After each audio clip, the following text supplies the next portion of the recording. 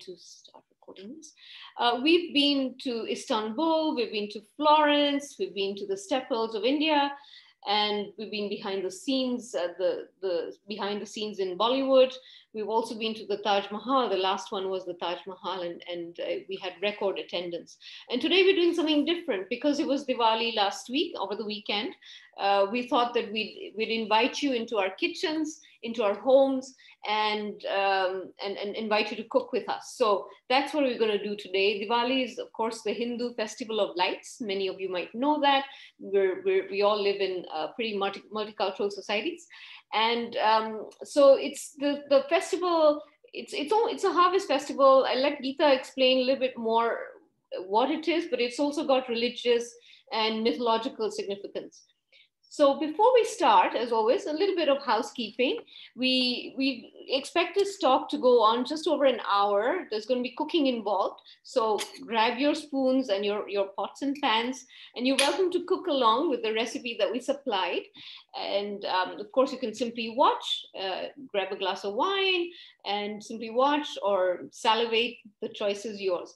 So the other thing, obviously, is that if the screen freezes, then you might be experiencing frozen screen syndrome because there's too many devices signed on at your end. So if you could please just turn off all the devices that you don't need for the best transmission.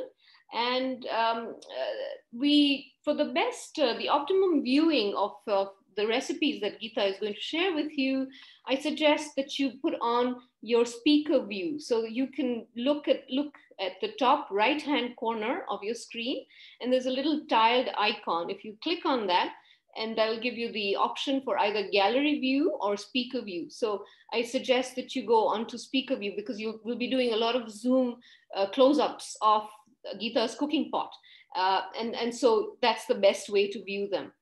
And as always, we welcome your questions. You can use the Q&A function that you have at the bottom of your screen, or you can use the chat function. There'll be somebody monitoring the chat function. We have Sandhya, who is Geeta's sous chef. She'll be monitoring all the chat, the questions that you may have. And please use them either using the Q&A function or the chat function. And should you have an urgent concern, say you can't hear something, or you want Geeta to repeat, you can always use the raise hand function, which is again at the bottom of your screen. And lastly, an update for many of you who've been waiting for the Lahore talk. Unfortunately, our speaker has been back and forth between Lahore and Toronto. And while she has incredible knowledge, she needed some time to get ready for the presentation, but we are going to bring that. I'm on it, and we will bring you Lahore in as soon as we can. And now I have the pleasure of introducing Masala Queen, Chef Geeta Maini. Great, welcome Geeta, all the way in Burlington. I'm in Toronto. So I have pleasure. Geeta, would you like to unmute yourself? Yeah, that's great.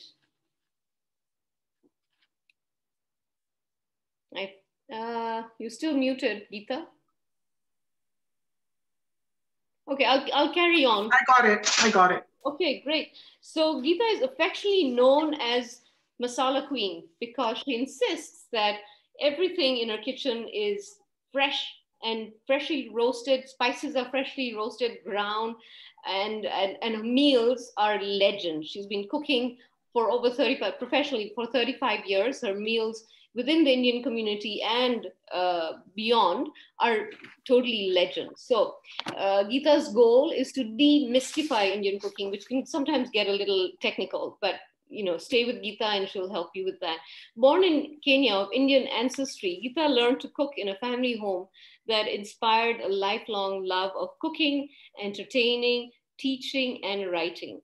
Based in Burlington, Ontario, Geeta is author of Khana Sutra of Indian Cuisine, which is my go-to Bible in my kitchen.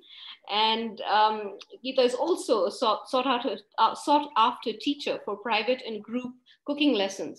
She has been our trip leader for E.Y.H.O culinary tours. The last few times she's been to India, she's been to Myanmar, and we're looking at possibly doing a Morocco cooking tour as well. And now I'm going to hand you over into Geeta's very capable hands. Geeta? Thank you, Sheeta. And thank you for putting me on that pedestal. Um, Pressure's no, on. there's no pressure at all. Okay, Anyhow, I'm going to disappear. Welcome to my kitchen. And I am really, really excited to share everything that I know. And just to give you a brief overview of what the evening entails. So we're going to be cooking. Simultaneously, I'm going to be telling you a few stories about Diwali. You can, put your hands up if you have any questions.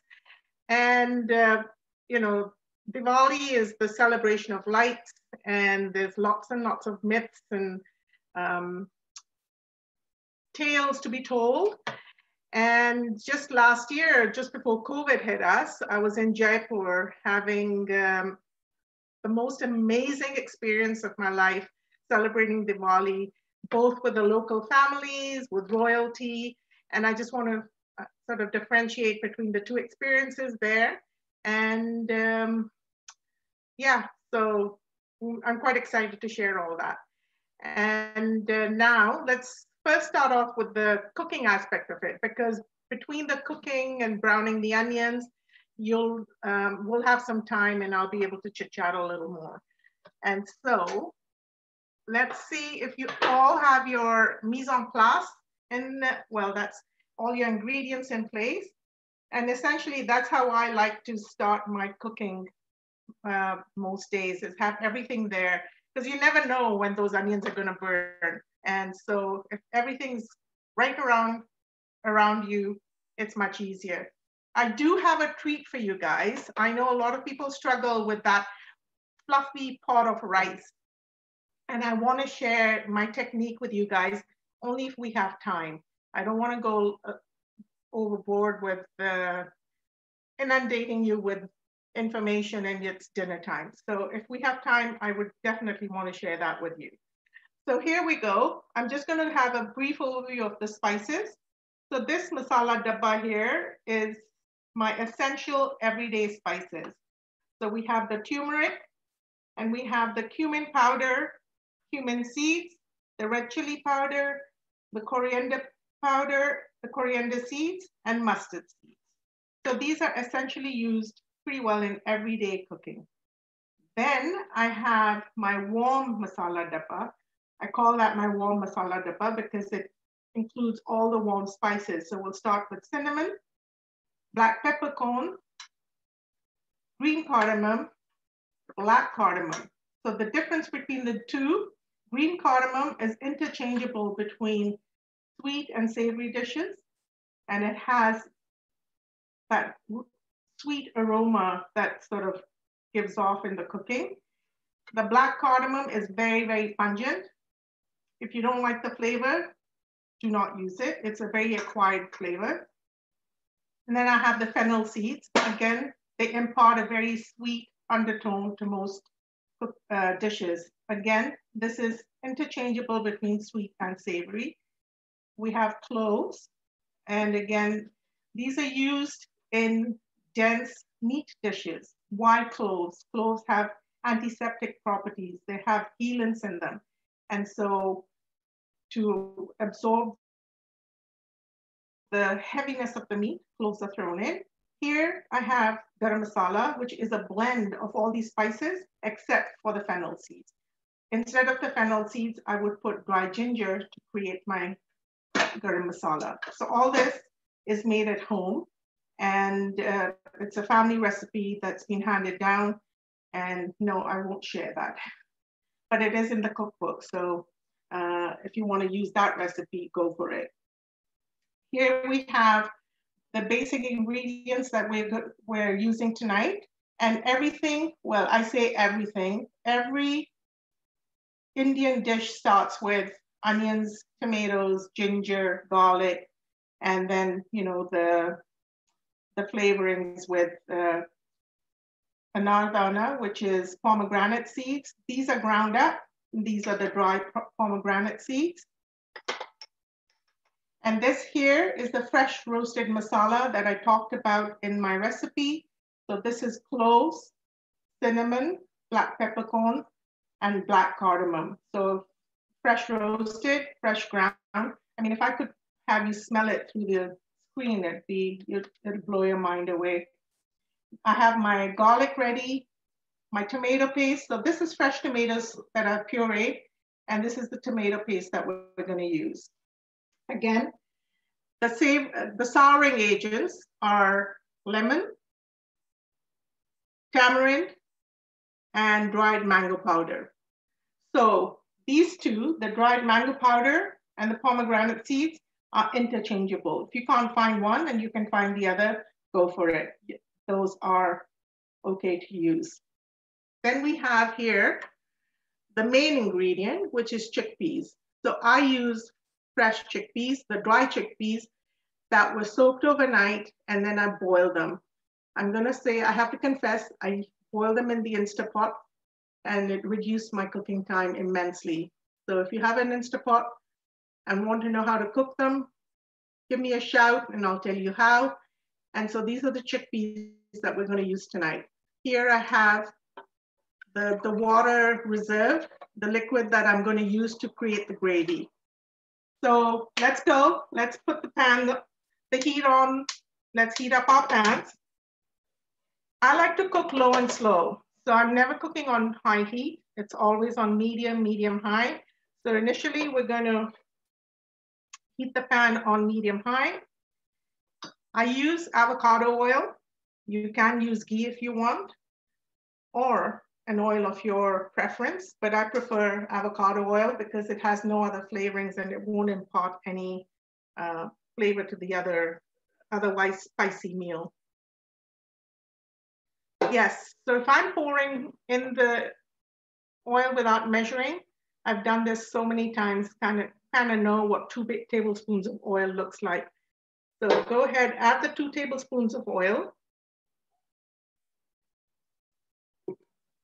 Let that heat up. And then I'm gonna add in the cumin seeds. Again, I'm not measuring, but you're gonna add a teaspoon of cumin seeds. Let that heat up and let that sizzle. And we're gonna add in the onions. So this is about 1 large red onion. I like using red onions for my cooking. They caramelize well, they release a good amount of sugar, so that balances the sugar with the tart of the tomatoes. So is everybody's pot sizzling with the cumin seeds? Are we all there? Just give it a swirl, mix it around.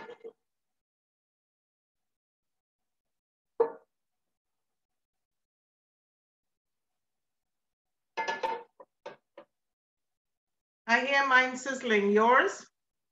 Anyhow, let's put the onions in.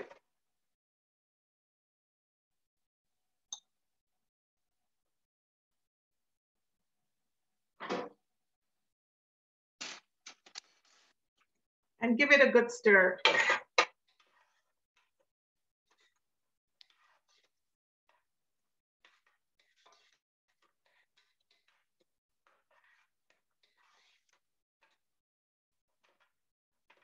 Earlier, I talked about everything begins with onions and tomatoes. I'm going to make a little confession here.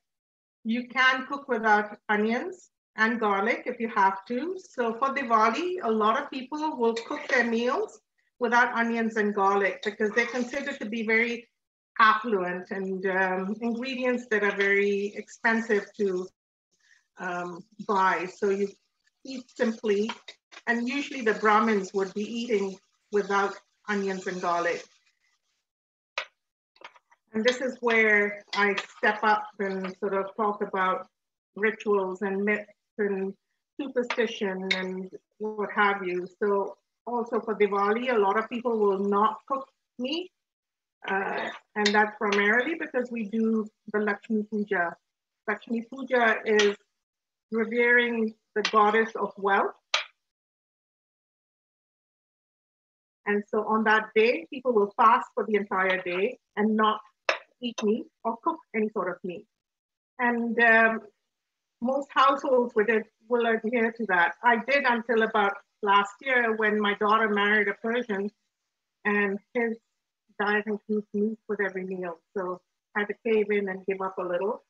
And again, that's getting away from the rituals and the superstition. It's not what you eat, it's what you believe in. So here we go. I'm going to add the garlic to it. Again, I've pre-measured all my ingredients. So put that in. Give it a stir and let this cook. And this should be browning shortly. The reason I put the garlic and ginger in with the onion, or the garlic in with the onions, is because I want it to cook through. And that helps you digest the meal a little better. You don't get the raw taste of the garlic. There we go. Let's cook this. Okay, so let's go back to talking about the myths behind Diwali. While these onions brown, I have a few minutes, about 8 minutes. So let me quickly talk about Diwali. Diwali is our festival of lights. It's when we get together, rejoice, share the joyous moments with our family. And how did Diwali come about? It's a story that's told in the Ramayana, and it's to do with Lord Rama and Sita, and Lord Rama's brothers and his stepmother, who was quite evil.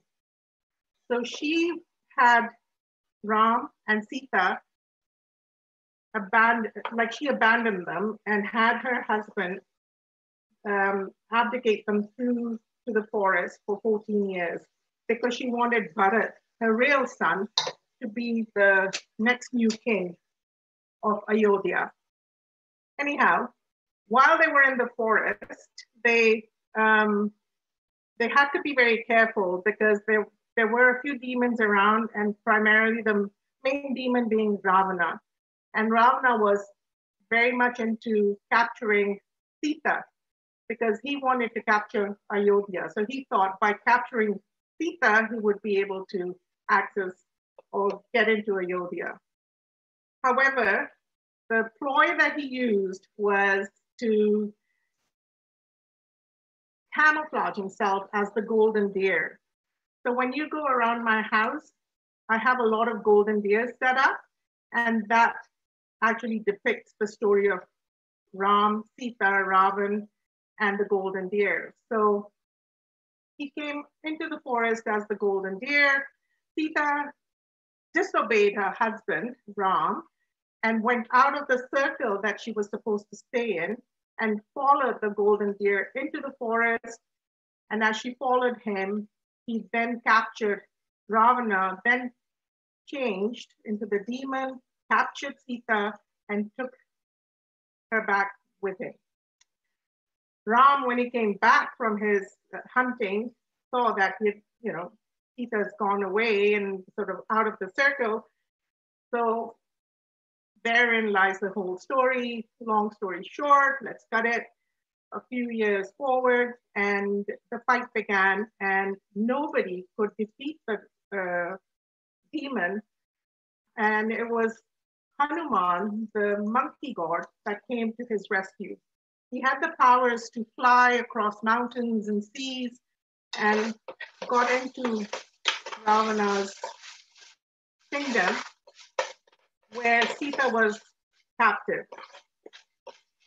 And he was able to get into his compound, per se, and eventually managed to get Sita out of there. And Ravana and Ram fought into a battle, which, of course, Lord Rama won. This victory led to them going back into Ayodhya.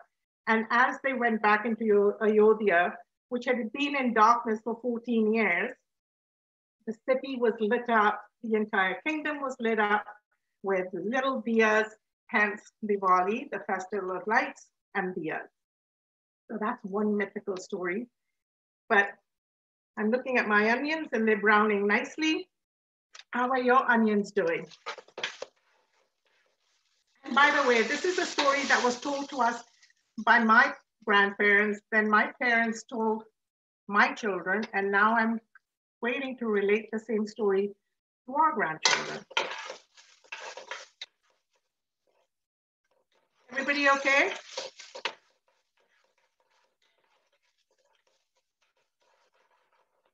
Any questions so far?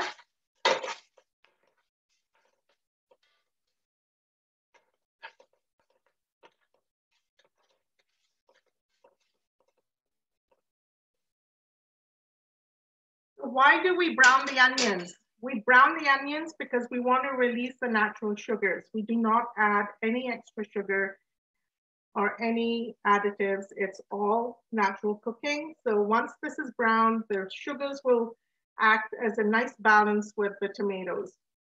Why the tomato paste as opposed to just tomatoes?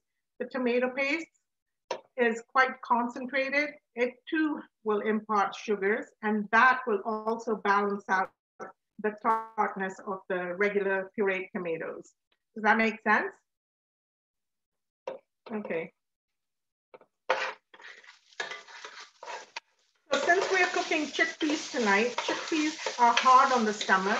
They are gaseous, and so we need to cut back and use antiflatulence. So the main antiflatulent that we do use is ginger. Ginger is a great remedy for everything gas related. So, or stomach issues for that matter. So if you're having issues, boil some ginger up with some lemon and honey and have that with your, boil that up in water and have that up as a remedy.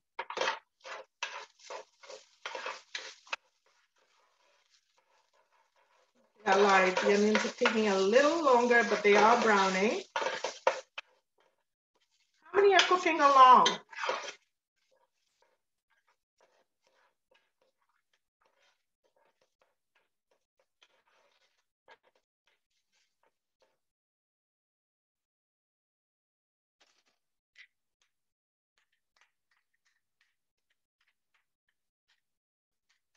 Okay, so going back to Diwali now, I have a little more time to chat.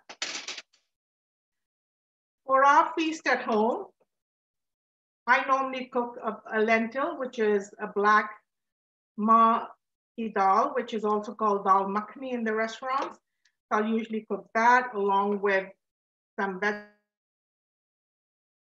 vegetables and balance the meal out with color. So because that's a black, dense, rich dal, I lighten it up with plain potatoes cooked in turmeric. So that's the golden color I'll get on that dining table or the buffet table. And I'll probably have some eggplant, bartha, some yogurt and rice, and of course, rotis or naans, whatever your preference is. This last week, I also made chicken biryani. But because my conscience was just killing me, I decided to cook it the night before. So I didn't cook it on the same day as the day we did the puja. Again, are we stuck in this superstition, this whole ritual, this fear? Kind of. So I'm trying to veer away from that because my thoughts have evolved over time. I want to be more spiritual as opposed to following rituals. And I think I'm more comfortable doing that. And so breaking rules is just your own mindset.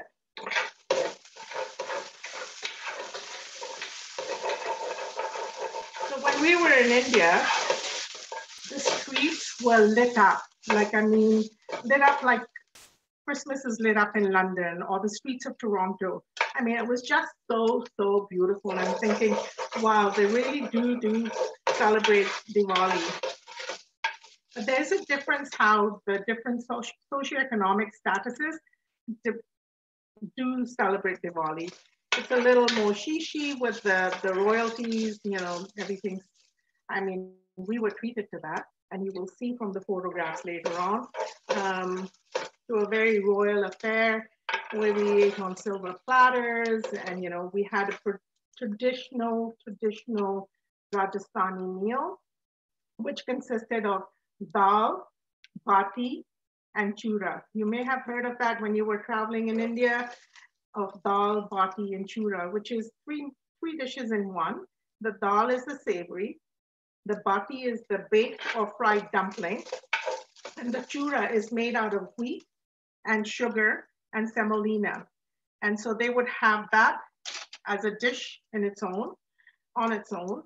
And that's for the vegetarians. Now the non-vegetarians would have copious amounts of meat, like different kinds of meat, kebabs, lal mas, which is like a red enriched lamb curry or mutton curry.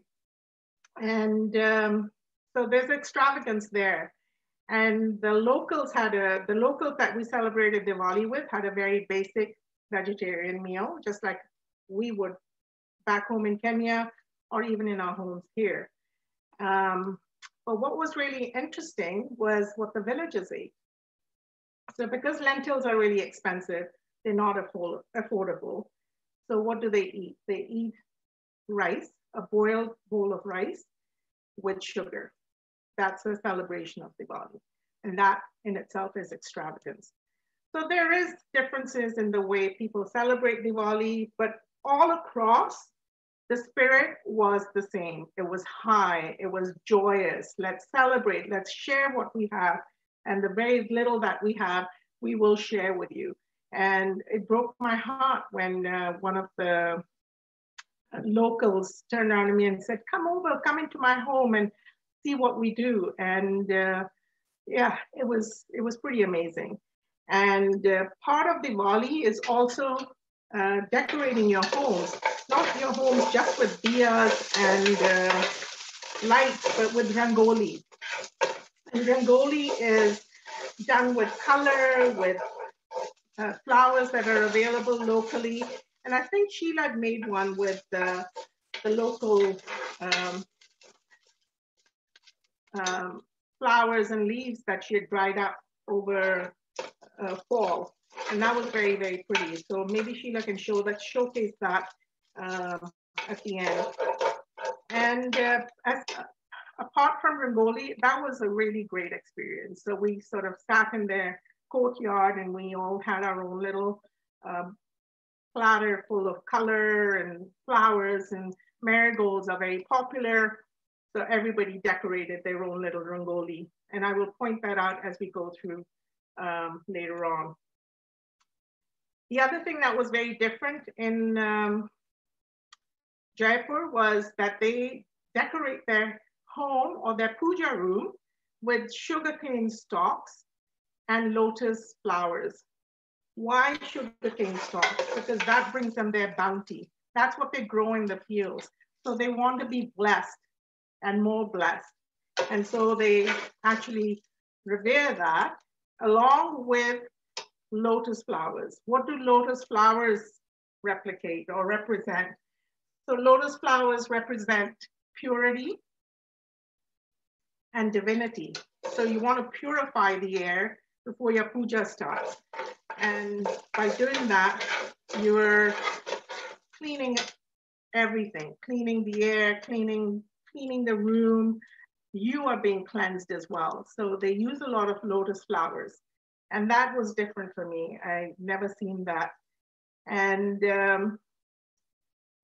the other thing that I found really interesting in Jaipur was the way all the villagers came into the city with their diyas that they wanted to sell, all dressed up. They were all dressed up. So that was really, really interesting. And with great pride, with a smile on their face, it was just a great spirit, great feeling. I would definitely want to go and celebrate Diwali in India again. Maybe go into the heart of Rajasthan. Rajasthan is where people know how to live and eat. So here we go. My onions are browned up. I'm now going to add the tomato paste.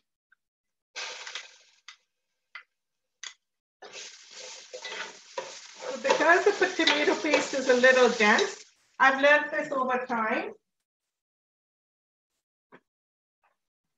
Thin it out with some hot water.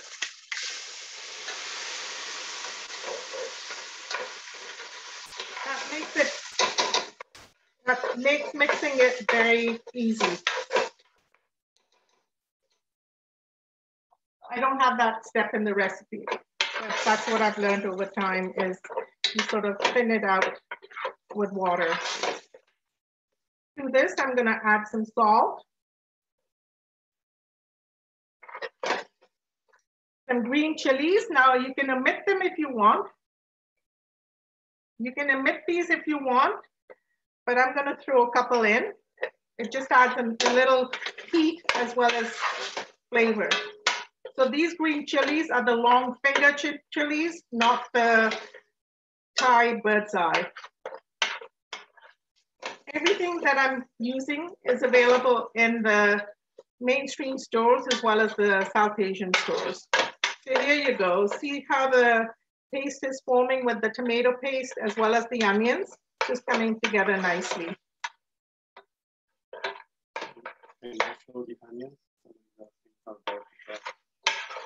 I put the tomato paste in. So the onions have to be caramel on the sides. I mean, don't char them. So they just have to be kind of a pale brown on the edges. Are you okay with that? I can have a look at what your onion pot looks like if you want.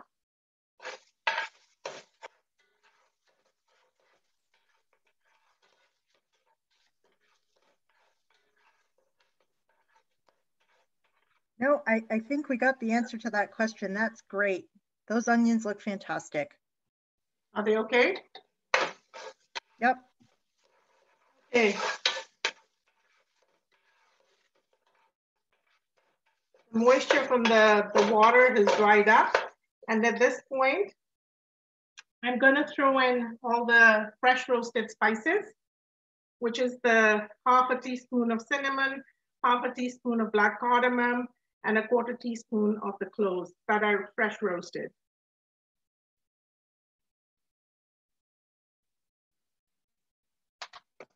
That in.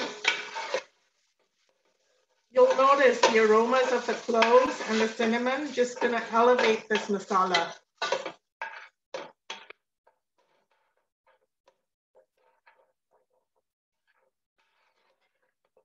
At this point, I'm gonna add the tomatoes. I know the recipe calls for adding the tomatoes and tomato paste together. I just wanted to share that one step with you and how it sort of makes a little bit of a difference. Again, my cooking style seems to evolve every day, but I can't be rewriting these recipes every day. And I can only share with them when I'm doing these classes hands-on. Let's throw in the coriander powder. So this is store-bought coriander powder, which is 1.5 teaspoons. I'd added the salt initially with the tomato paste, so I'm not going to add any more right now. We will add it later to the final taste test. Half a teaspoon of red chilies. There we go. We're ready to let this cook through for about 8 minutes.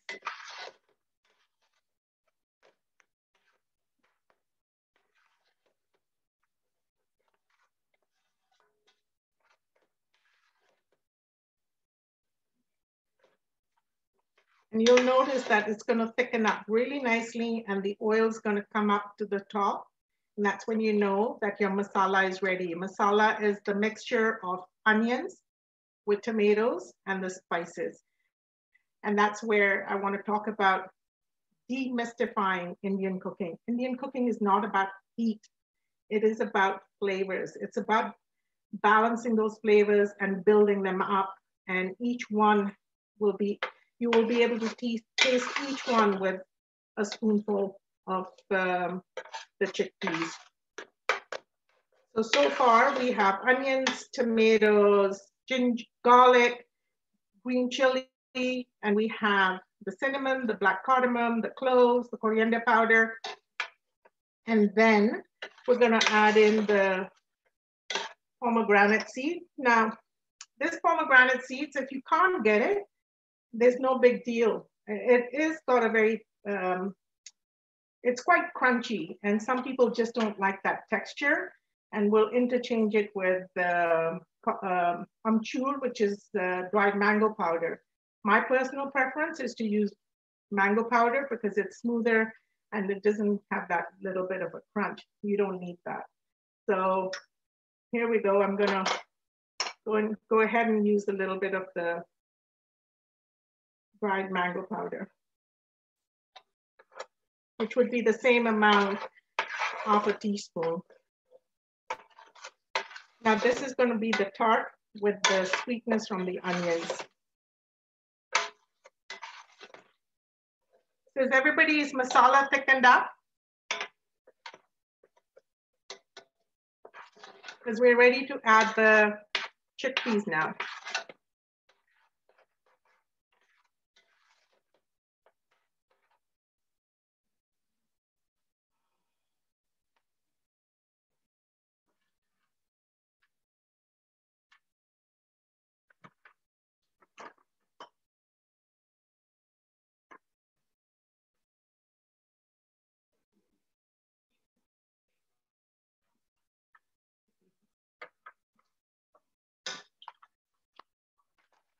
So these chickpeas have been drained, and I'm going to add the reserved liquid as I need it later. So there we go.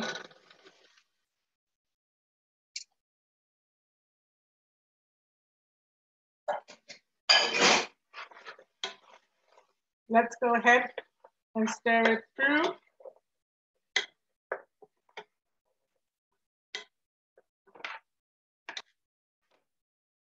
The chickpeas are fully cooked, so it's not like they need to be cooked any further. We just want them to absorb the flavors of the spices and the masala.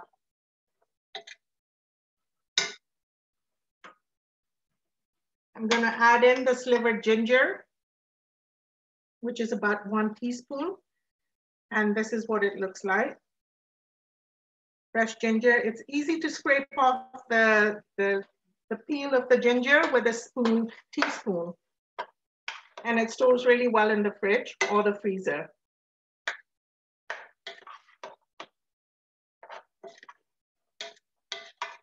Give it a good mix. And I'm going to throw in the potatoes. I shouldn't say throw in. I'm going to add the potatoes. Again, they're boiled. You don't need to cook them too much, but stir it gently so you don't mush it up. Sort of take it from the bottom up. And again, I want the potatoes to take the flavors of the spices.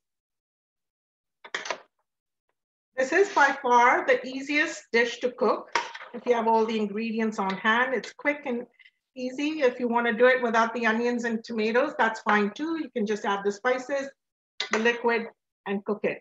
The end result may not be the same, but it'll be just as flavorful. Okay. Geeta, actually, I'd like to take a moment just to ask you some questions live that have come through, if that's okay.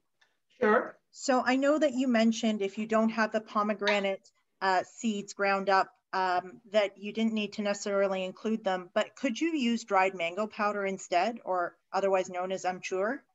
Yes, so it's interchangeable. I personally don't like the pomegranate seeds because they don't grind down very smoothly, so it'll have a bit of a crunch, get stuck in your teeth. Personal preference, people in India love it. I like to use amchur. It's got a nicer flavor, so my opinion. But it's smoother, it's more readily available, stays longer in your pantry. This can get very rancid very fast, the pomegranate seeds. Does that answer your question? Yeah, that's fantastic. Thank you. Any other questions? Yeah, actually, while we've got you, where do you purchase your spices? So a lot of the essential everyday spices I buy in the South Asian stores. They are available in mainstream stores as well. And they store well in a tightly sealed jar. Glass jar would be preferable because the oils don't seep into the plastic. And so I buy my essentials from there. I buy the warm spices from the South Asian stores as well. but I do like to come home and make my own garam masala.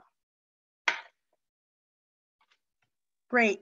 And someone was asking, how do you roast your spices? So I roast them in a frying pan. Really easy. I like to roast it low and slow. On very low heat, medium low, and literally just add your spices to the pan and just give it a shake occasionally. And yeah, or you can do them in the oven as well. Great. And the last question I have for you while we're talking all about spices is, what type of spice grinder do you use? And do you do the same? I think what Sharon's asking is, do you roast your cinnamon the same way, or do you use the same spice grinder for cinnamon? No, so I dry roast all the whole spices, and then I use a coffee grinder. I have one coffee grinder that is set aside just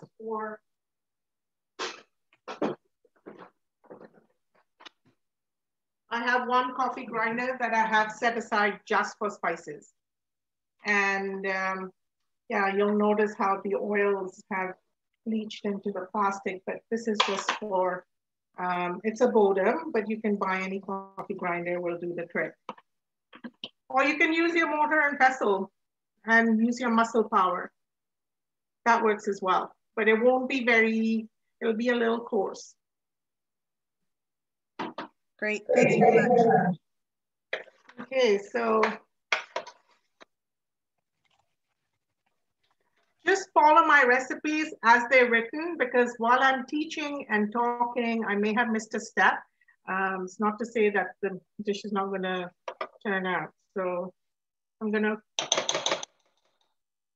cover this for a few minutes, and then I'm gonna add the liquid and let it simmer and create that gravy. And then it's gonna be ready in no time. So I think we will have time to make that rice. So while this is on low, I'm gonna quickly show you how to make rice. Is everybody okay with that? Sounds great. All right. So I use basmati rice or basmati rice, and this is about a cup and a bit. I didn't really measure it, but I'm gonna wash it thoroughly in 4 or 5 hot water rinses, and then cold water rinses, and make sure that there's no starch floating around, and the water has to be fairly clear before I cook with it. So here we go. Let's go and wash up the rice.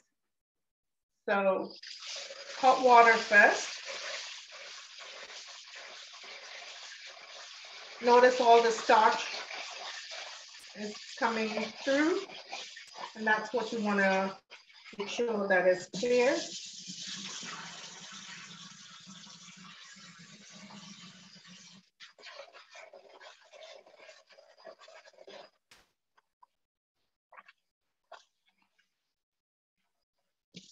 See the starch?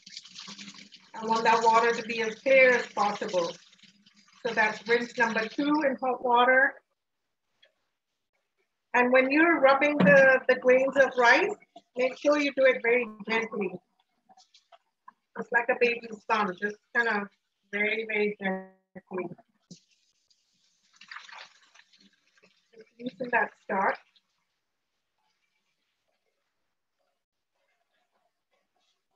You don't want to break up the grains of rice.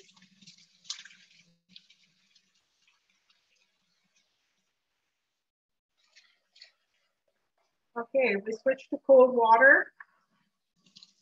Give it a few rinses, and you'll notice how the water is already clearing up. I want it a little more clear.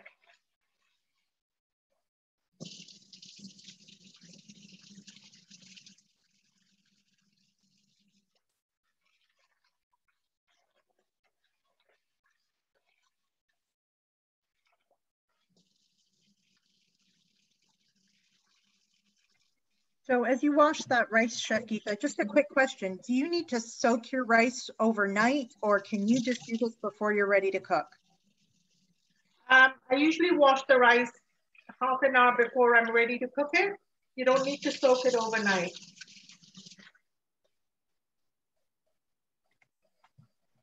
There we go. I'm happy with the clarity of the water. So let's go ahead and back to the chickpeas. Give it a stir so it's not sticking to the bottom. And at this point, I'm gonna add some of the water or the reserved liquid from your can if people were using canned chickpeas. Again, we're only using a 3/4 cup for now. And then you can thin out the gravy as you need it. And depending on what you're having with. If you're having this with naans, you don't want it too thin. But if you're having it with rice, you may want to thin it out a little more. So since we're having this with rice, I'm gonna thin it out a little. So I added 3/4 of a cup, and I'm just gonna add a little more. And that's about how thin I want it. So I'm gonna say you have to add a total of 1.5 cups to make that gravy, or a cup even. So let's forget about this for a few minutes and we'll go cook the rice. Keep this covered, let it simmer, let it absorb all the flavors of the spices. Any questions? And I'm cooking this on medium low. So here we go. Let's cook the rice again. Let's heat the pan up. I'm going to start off with medium high.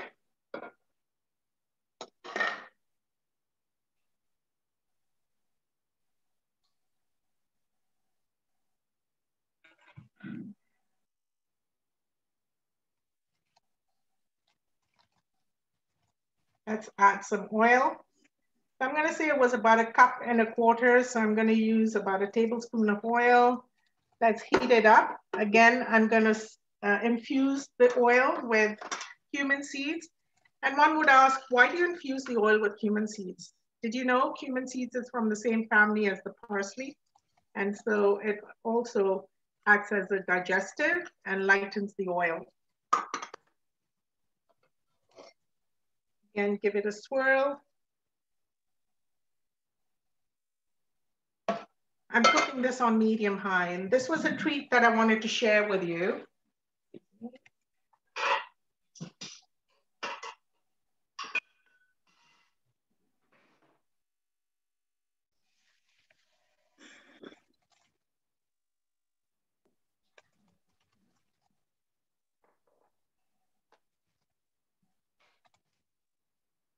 So I'm going to drain the rice.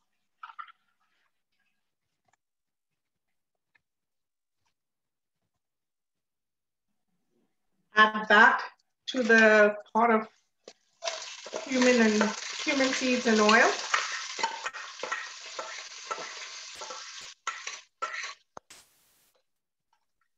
Some people will actually toast the rice in the oil before adding any water. You can do that. I've never had to do it.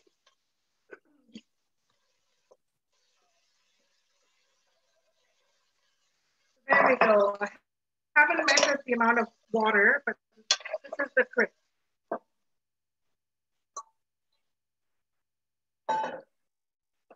Before the water starts boiling, measure it from the top of the rice. Measure it from the top of the rice to the level of the water. It has to come up to your first index or the first knuckle. So it needs a little more water. So again, from the top of the rice to the first knuckle. It still needs a little more.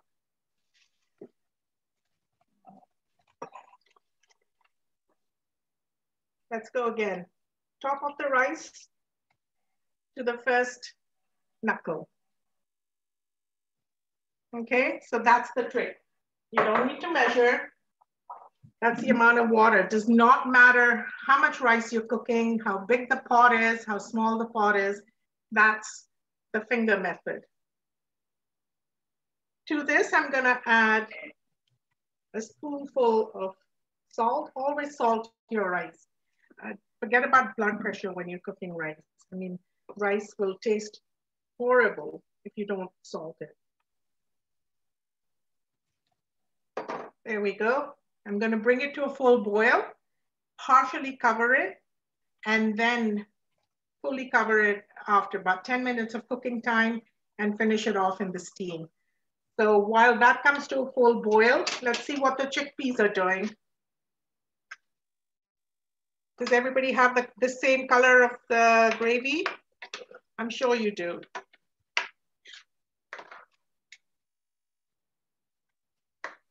This smells absolutely divine. I can smell the aromas of the cloves, the cinnamon. Those are the major components of this dish, are the warm spices, the ginger, the garlic, the onions with the tomatoes. Like everything has to be so well blended.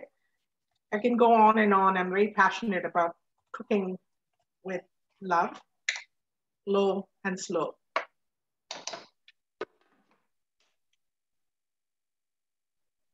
Okay, so this is coming to a full boil.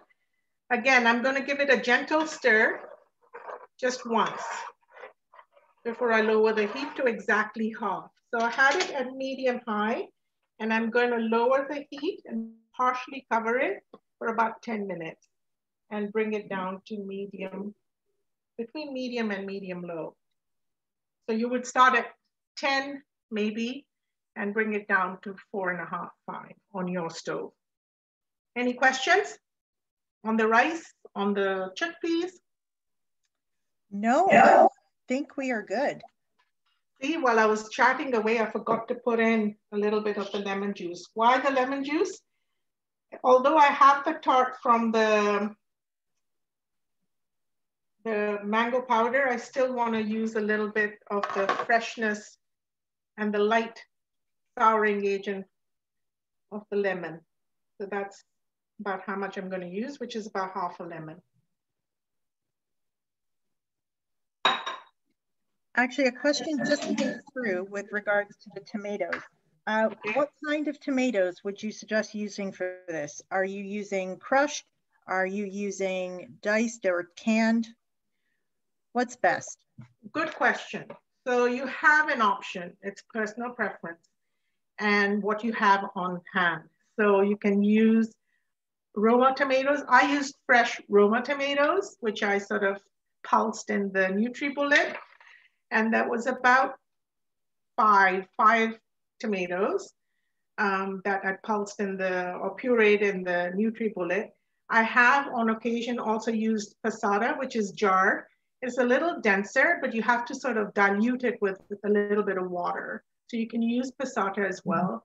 I wouldn't use diced because that just adds that extra texture. You don't want that along with the chickpeas and potatoes. You just want a smoother sauce. So I would, in conclusion, I'd say, yeah, pureed tomatoes are best.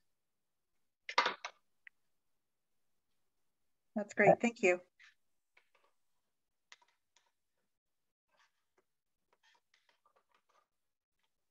And this is almost done. And I'm not going to garnish it with onions.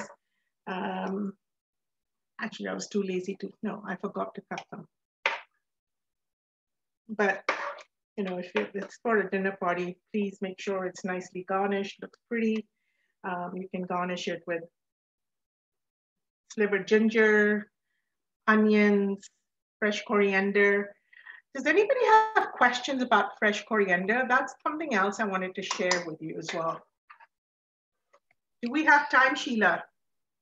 I think we have time.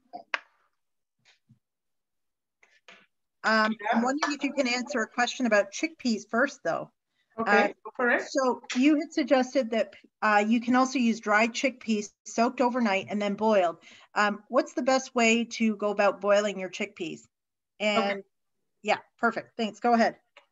So soaking them overnight, it's no rocket science. You just kind of wash them, rinse them, and soak them in plenty of water overnight. The next morning, you will notice a few bubbles on the top. That's okay. Drain that water, take some fresh water, and you can even boil them slowly and it'll take about an hour because they've already been soaked.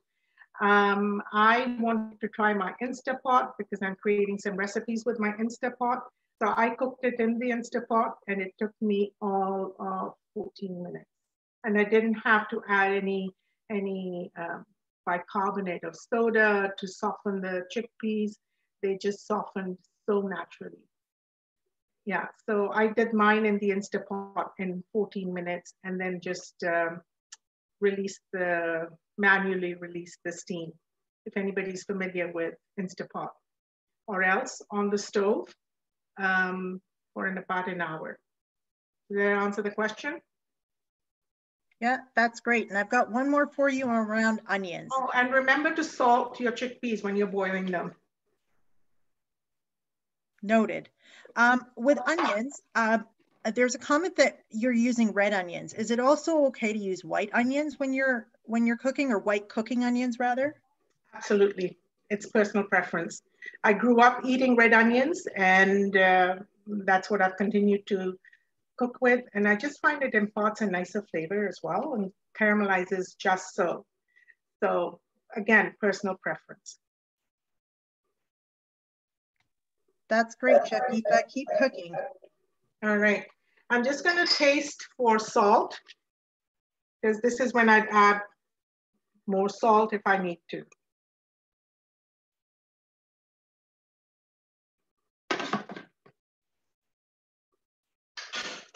Mine needs a little salt. So at this point, I'm just going to add a little bit. A little lot. And also, I'm going to add this tamarind.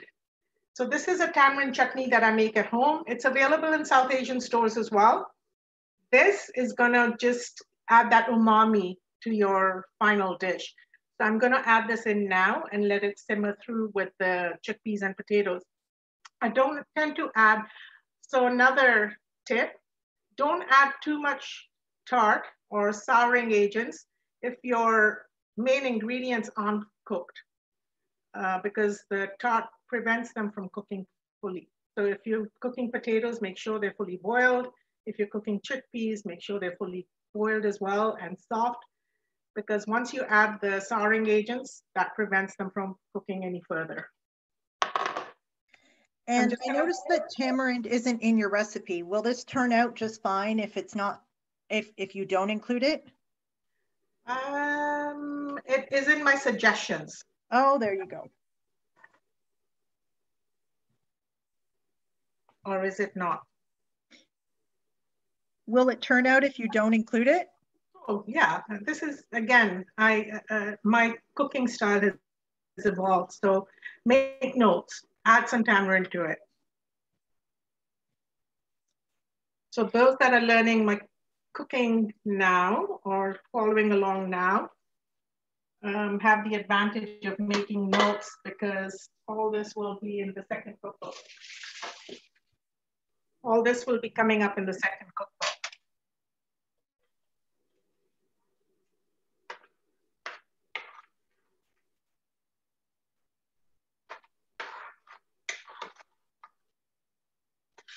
Okay, how are we going? So I'm not supposed to be lifting the lid for the rice, but I will, just to show you that at this point, most of the water has evaporated. I'm gonna cover it fully and let it cook for a few more minutes, and dinner's gonna be served. So any more questions before I do a walkthrough of my own home and how I celebrated Diwali? No more questions. We'd love to see your house. All right, let's go. Take a quick walkthrough. It's very brief, but every decoration has a story. So the kitchen is my hearth, and this is what I always want to decorate first, because this brings us bounty. This brings us our food, and this is where we all sit around and share our moments and experiences. So again, it has the golden deer, very significant for Diwali.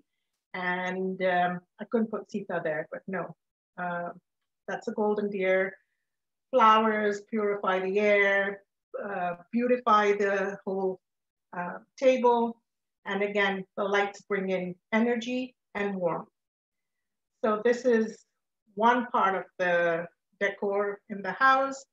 And then I picked up these elephants in Jaipur. They're all handmade, and I just love elephants, and each one has its own little characteristic.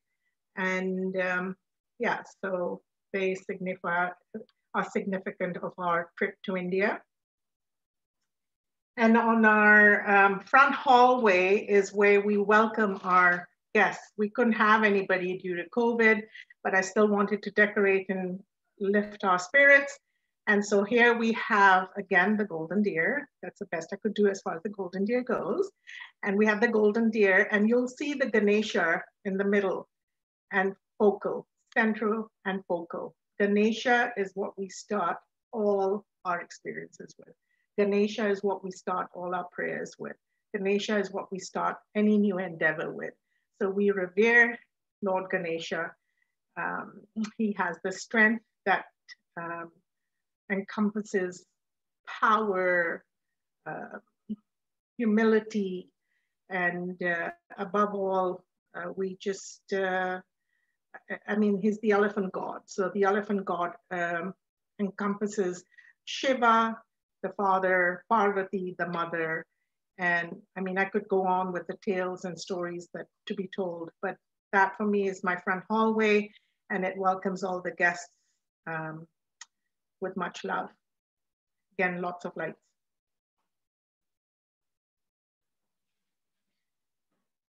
Okay, so let's see what the rice is doing. This is the final stir I'm going to do on the rice.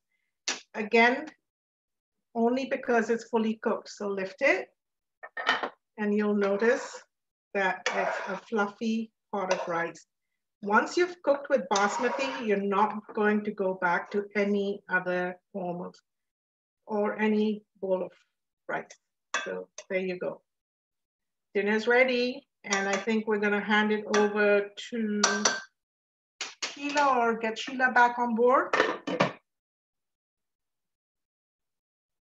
Hello, Miss Sheila. Hello, I'm on. Are you feeling hungry? I'm cooking as well, and this is the pots you can see on the hearth are bubbling away. You know, I've cooked Channa Masala, but I learned a few things also, and I've had a great time in your kitchen. I always have a great time in your kitchen, Geeta, especially when you're making those seafood mussels. Oh, okay. I owe you. So I just wanted to get into the last bit of our talk will be some photographs that Geeta took when she was in Jaipur during the last Diwali. They're colorful, they will transport you to Jaipur during Diwali time. So I'm going to start my screen share, and then Geeta will just say a few things about that. If you have any questions, you can keep them coming. At this point, I'm just going to share my screen. Just bear with me. All right. So everybody, switch off your chickpeas. I think they've been simmering for a while. You don't want dinner burning while. No. Please simmer, switch off or put them on very low, and they can simmer forever and won't alter the flavor. It'll just enhance it. So you can do that if you want. Put it on low simmer, because we're not going to be gabbing for too long. Okay, so here we are. We have street scenes from Diwali in Jaipur. So Geeta was quickly just going to talk about that. Yeah, I was just in awe of the energy in the streets. It was everywhere. Like you turn a corner and you'd see more color, and you'd see women dressed up in their bandi saris, sort of making garlands. And garlands is a big thing at Diwali time, primarily with marigolds. I wish they were available here. I mean, I do up my house in fresh garlands as well. But up above, those are handmade diyas. Again, colorful, significant of Rajasthan. Rajasthan's full of color. It depicts color. And so those were the diyas that were available all over on the streets of Jaipur. I mean, it was crowded Thank God there was no COVID at the time, but there was a big, huge buzz. And I mean, I just took it all in. So yeah. And you And had then, those wonderful spices and the rangoli. those aren't spices. So those are snacks. Oh, they're snacks. Yeah, those are snacks, traditional snacks that are made in Rajasthan during this time. And a lot of it's made with wheat, a lot of it's made with gram flour because that's what's available there. And so people were buying it bags full, pounds full. Mm-hmm. And at the bottom, oh, so we'll flip to another screen. Oh, you want the next slide? Or do you want me to talk a little bit more? I can. Yeah, up to you. Yeah, so if I go closer, you can see a little bit of the churma, the dal bati churma that I was talking about. So on the right-hand side, facing the screen, is the churma. It's made with wheat, sugar, semolina. It's all mixed together, cooked on very, very low heat. And some people will also cook it within the heat of the sand in the desert. Yeah. So that's a very popular dish over there. It's a desert culture, so it's so interesting how they learn to adapt to it. And whatever they eat has to be modified to be able to cook. So they have to be able to cook it in the desert with natural resources. They don't have stoves and what have you. Right. And now what I find interesting is that you've got the rangoli on the bottom right-hand side of the yeah, so that's how we started our celebration with the local family. So they had their whole courtyard cleared, and each one of us participated in making our own pattern for rangoli. Okay. It was so amazing. It was just like, it was crazy. I mean, I'd never done this as a big group, but it was yeah, the energy was positive. It was lovely. Okay, so the next one, we're going to take you in a celebration in a local home. Yeah, so up above is my attempt at doing Lord Ganesha with marigolds. Yeah, if you can see Lord Ganesha's trunk. And yeah, so that was my attempt at doing the rangoli for that day. And at the bottom again, you will see the temple where the puja is going to take place. It's all set up. And you'll see a tray ahead of you full of coins. And each coin has been marked with a red dot. Each coin has been blessed. We're being blessed, and we are inviting Goddess Lakshmi into our home. This is Lakshmi Puja. So it's very rustic. There's no affluence about this. It's homely. It's yeah. So on the sides of the deities, they had sugarcane and they had lotus on one side, and that again, it's purifies the air as well. In the middle there, you'll see a tray filled with rice. You'll see the red sandur. You'll see garlands of marigold flowers. Again, each participant during the puja would be blessed, in turn blessed with the sandur or the vermilion, whatever you want to call it. Your third eye, right? Yeah, the third eye, yeah.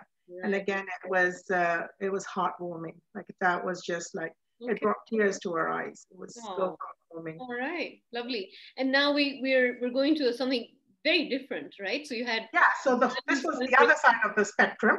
Right. And we had a royal dinner and all served on silver. It was a great treat.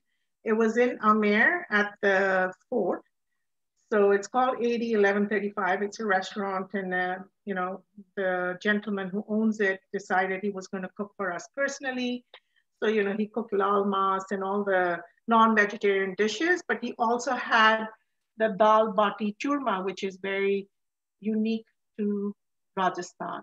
So you can see the dal right in the middle, the bati on the left,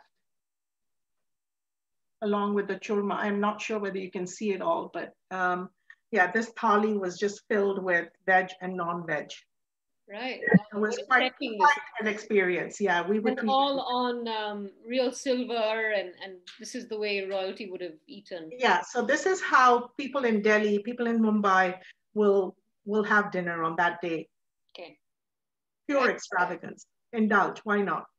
And then this is my kitchen here. And so the girls made us really proud. While we were traveling in India, our two daughters, Sandhya and Natasha, I'd say Sandhya primarily, cooked this entire meal for my second daughter's family as well as her uncle and aunt. So again, it was all vegetarian. Dal, paneer, she had Bertha. But, you know, I mean, this is how we celebrate, how royalty celebrates, how the locals celebrate.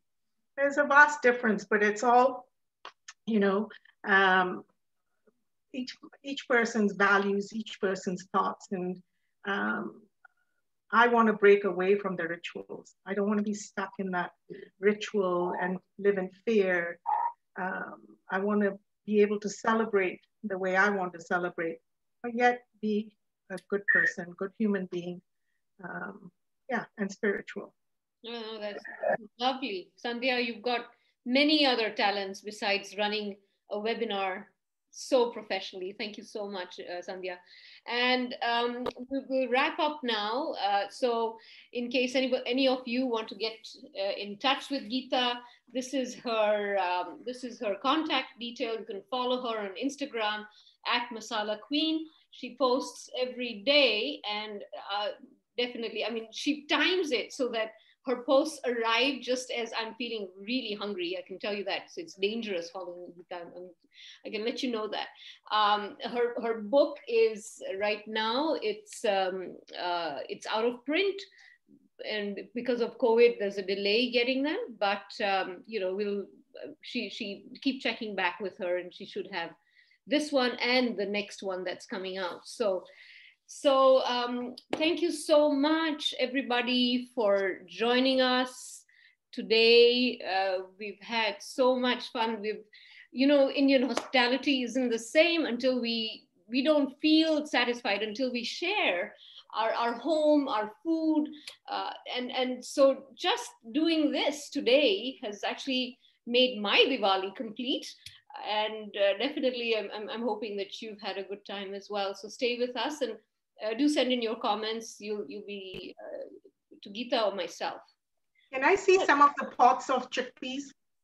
I don't think you can. We're on a webinar, right? So yeah. So a lot of comments are coming in. Thank you for this wonderful event. It was really, I mean, and you know, I think the greatest compliment, Geeta, is that we have a lot of people of Indian origin. I can tell from the name. They're the ones who are saying, wow, I learned a lot. Like that is, you know, that is to me, I feel that is high praise, because, you know, it's wonderful to have the people of non-Indian origin as well and teach them. But, you know, sometimes the people of Indian origin are like, okay, we know everything, but you've managed to wow them as well. So it's great. Yeah, so just quickly, please get in touch with me if you have any issues buying spices, you have any questions, email me. I'm going to give you my number. It's 905-334-4011. You can send me text messages. You can call me whenever you want and you're stuck. I am so happy to be able to help you at any time at all. So please reach out, because I learned the hard way. I learned long distance as well. I had no idea how to cook until I spent time with my mom in her kitchen and sort of badgered her. So yeah, I'm here to help, here to share at any time. One more thing, Geeta, we have one request. Can you just show the chana, please? The finished version. Yep. It's been simmering, so it's not as liquidy as one would have thought with the amount of liquid I did put in, but it's just nicely thickened up. I don't need to do anything to it. And yeah, this is how mine looks. Okay, great. Thank you. Thank you so much, everybody. Eat well. Bon appetit. Today, you're going to be fed really well. Enjoy today's dinner, and we'll see you soon. Okay, bye-bye. Thank you for having me. Bye-bye. And thanks, Sandhya.